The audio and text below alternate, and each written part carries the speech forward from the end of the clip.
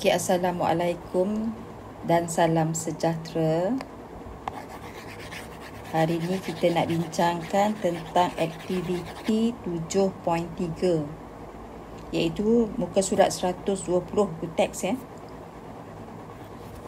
Kita nak tengok proses fermentasi yeast. Mengkaji proses fermentasi yeast maksudnya kita nak mengkaji proses anaerobik yang dilakukan oleh yeast. Respirasi anaerobik juga dikenali dengan nama fermentasi. Sebelum ni kita dah tengok 7.1 iaitu mengkaji respirasi aerob. Respirasi aerob adalah proses di mana glukosa dipecahkan dengan kehadiran oksigen.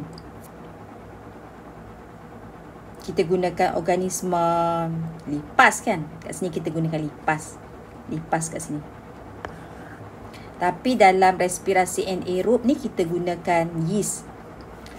Okay, seperti mana yang kita dah belajar sebelum ni.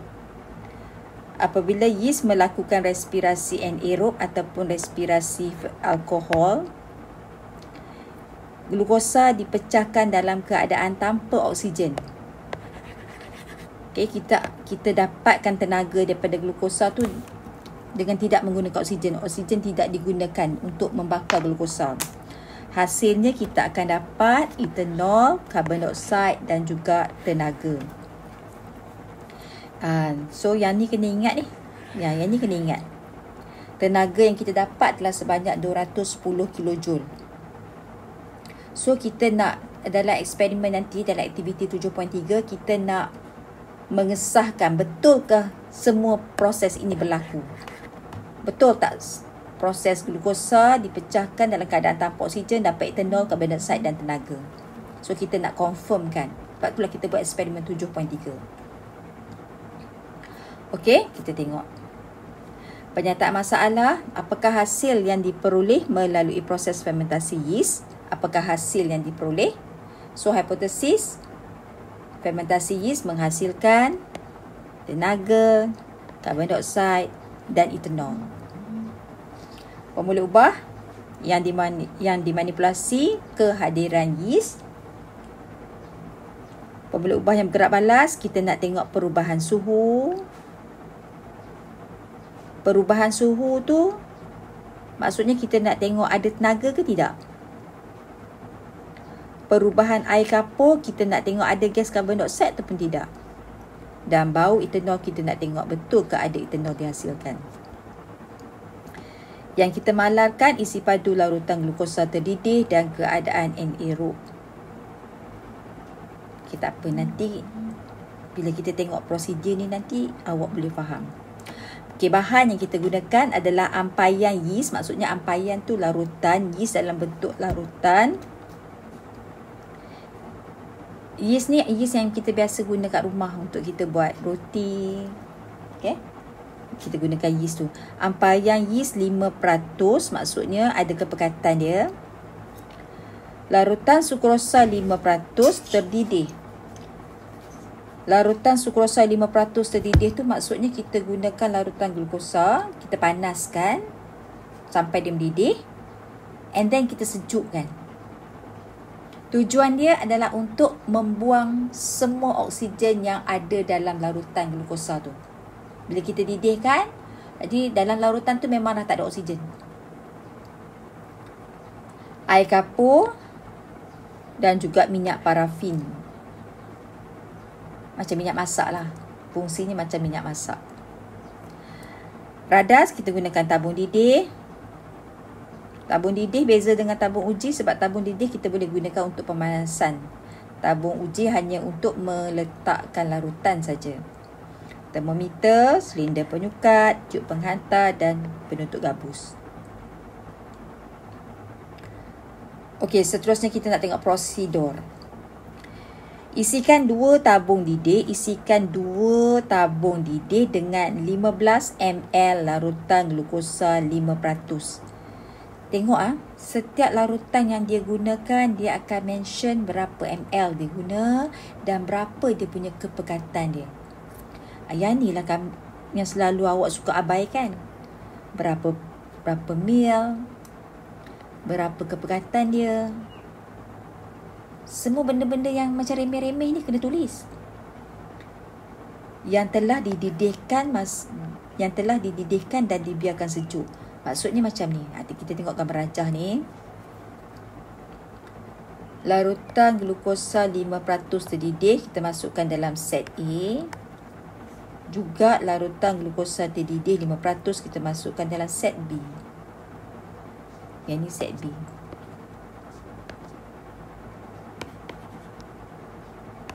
Okey. Ini adalah pemula ubah yang dimalarkan. Maksudnya kita samakan. Apa yang kita buat dekat set A, set B pun kita buat. Pemula ubah yang dimalarkan. Okey. Kemudian labelkan tabung didih sebagai A dan B. Okey, kita dah label dah tadi. Nombor 1 dah, nombor 2 dah. Masukkan 5 ml. Tengok dia bagi tahu berapa ml dia masukkan. Masukkan 5 ml ampaian yeast 5%. Dia ulang lagi sekali. Ke dalam tabung didih A sahaja. Sedangkan B tak masuk. Ini adalah pemula ubah yang dimanipulasi, iaitu kehadiran yeast dalam tabung didih A sahaja. Pemula ubah yang dimanipulasi. B tak ada. Okey. Kemudian dia kata, tambahkan minyak parafin ke dalam kedua-dua tabung didih. Minyak parafin 22 bubuh. Kat sini ada minyak parafin, kat sini pun ada minyak parafin. Sama minyak yang sama. Minyak yang sama. Tujuan minyak parafin ni adalah untuk mencegah oksigen daripada udara masuk ke dalam larutan glukosa. Saya bagi tahu awal-awal sebab nanti ada soalan. Soalan perbincangan nanti dia tanya. So masa soalan perbincangan tu cikgu tak bagi jawapan dah. So jawapan untuk soalan perbincangan tu cikgu dah bagi tahu siap-siap kat sini. So tolong peka apa yang cikgu sampaikan ni. Lagi sekali, minyak parafin tu tujuan dia untuk menghalang oksigen daripada udara daripada masuk ke dalam larutan glukosa. Okay.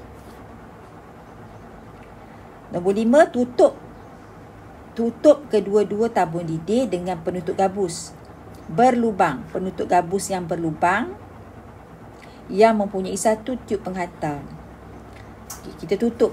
Set ni pun kita tutup, set B ni pun kita tutup dengan gabus. Dalam gabus ni dia ada 2 lubang.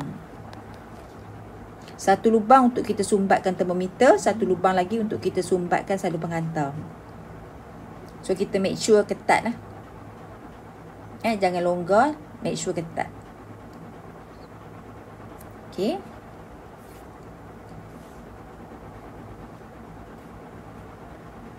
Sediakan 2 tabung. Sediakan 2 tabung uji.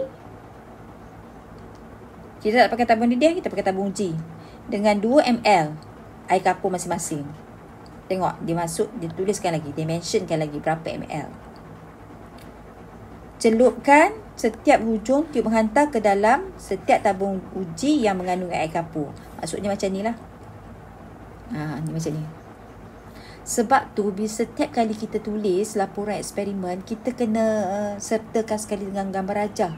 Supaya bila orang tu dia tak faham baca arahan kita, dia boleh refer gambar rajah dan dia faham. Okey, maksudnya macam ni lah. Yang ni tabung didih, tabung uji. Kita masukkan air kapur. Ni pun air kapur sama. 2 ml pun sama. Sini pun 2 ml sama. Okey. Kita masukkan tiub penghantar sampailah dia terbenam ke dalam air kapur ni. Sampai terbenam. Tiub ni, pastikan hujung tiub penghantar tu dicelup ke dalam air kapur. Pemula ubah yang dimalarkan. Dimalarkan tu maksudnya sama. Set A kita buat, set B pun kita buat benda yang sama. Step yang ke-6, biarkan radar selama 1 jam. Kita pakai jam randik lah. Lepas 1 jam, step nombor 7, ukur dan record. Mula-mula ukur dulu. and then kita record. Record tu kita tulis suhu awal dan suhu akhir dengan menggunakan termometer. Ini adalah pemboleh ubah yang bergerak balas. Step nombor 7 adalah pemboleh ubah yang bergerak balas. Dalam pemboleh ubah bergerak balas ni, kita kena mention, kita ukur, kita record. Record apa?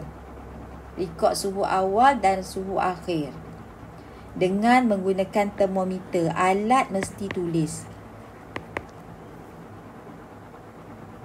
Jangan tulis ukur dan record suhu awal dan akhir. Salah, step tu salah. Dengan menggunakan termometer. Dan step yang terakhir untuk mana-mana laporan eksperimen, step yang terakhir, jangan abaikan. Catatkan permatian dalam jadual. Kalau ada catatan lah, kalau ada benda yang kita nak catatkan dalam jadual, catatkan permatian dalam jadual. Tolong jangan lupakan step yang terakhir ni. Kemudian kita pun buat jadual. Okay, jadual ni dia dah buat siap-siap kat kita. Katalah di awal eksperimen 28 darjah Celsius, yang ni pun 28 darjah Celsius. Dalam table ni, dalam jadual tu, make sure kan dalam jadual tu kena ada unit. Jangan abaikan unit, jangan tulis suhu saja. Buat kurungan darjah Celsius. Tengok benda apa lagi yang patut bubuh unit. Tak ada lah kan? Okay. Kita tengok set A. Set A ni lepas 1 jam, semasa 1 jam, yeast kat dalam tu tak dapat menggunakan oksigen. Dia tak boleh gunakan oksigen sebab tak ada oksigen. Dalam larutan glukosa terdidih tu pun dah tak ada oksigen sebab dah dididihkan. Lepas tu ada pula minyak parafin kat atas air kat atas tu. So oksigen daripada luar memang tak boleh masuk. Kemudian sambungan semua kedap udara. Semua tak boleh masuk oksigen. Jadi mau tak mau, yeast kat dalam tu kena buat fermentasi anaerob. Kita memang paksa dia buat, dia tak ada pilihan, dia tak ada choice. So yeast kat dalam ni terpaksa buat respirasi anaerob. Dia akan memecahkan glukosa dalam keadaan tanpa oksigen. Dia akan menghasilkan apa? Dia akan menghasilkan tenaga, karbon dioksida dan etanol. Okey, macam mana kita nak tahu tenaga telah dihasilkan? Tenaga ni tak boleh nampak, tapi ada tenaga. Okey, macam mana kita nak tahu? Kita boleh tahu dengan melihat peningkatan suhu. Kalau ada peningkatan suhu, maksudnya ada tenaga. Kalau ada peningkatan suhu, bermaksud tenaga dihasilkan. Jadi, masa kita buat eksperimen ni, lepas kita buat eksperimen ni, suhu akhir akan sedikit meningkat. Contohnya lah, cikgu kata 32 darjah Celsius. Bila awak nampak ada perbezaan suhu, maksudnya confirm ada tenaga. Confirm ada tenaga. Untuk set B, sebabkan tak ada yeast, ada gula saja, so tak boleh berlaku apa-apa. Suhu kekal sampai akhir 28 darjah Celsius. Okey, untuk set B. Okey, kita tengok pula perubahan air kapur untuk set A. Perubahan air kapur untuk set A disebabkan telah berlakunya fermentasi yeast dalam set A, akan ada penghasilan gas karbon dioksida. So, gas karbon dioksida ni memang kita tak boleh nampak. Macam mana kita tahu dia ada? Kita uji dengan air kapur. Apabila air kapur menjadi keruh, ini menunjukkan adanya penghasilan gas karbon dioksida. So, kita tengok air kapur dia macam mana. Oh, air kapur set A dah keruh lah. Maksudnya itu adalah gas karbon dioksida. So, perubahan air kapur, bila kat sini dia minta perubahan, you kena bagi warna awal apa, warna akhir apa. So, tulis ni, jernih menjadi keruh. Bila keruh air kapur tu maksudnya confirm ada gas karbon dioksida. Dan lagi satu, kita nak confirmkan betul ke ada etanol. Betul ke ada etanol. Kita buka penutup gabus tu, kita hidu sedikit. Dia akan ada bau etanol. So, ada bau etanol. Ada bau etanol. Okay. Tapi untuk set B tu tak ada apa-apa lah. So, sini kekal jernih. Kekal jernih. Tak ada bau etanol. Okay.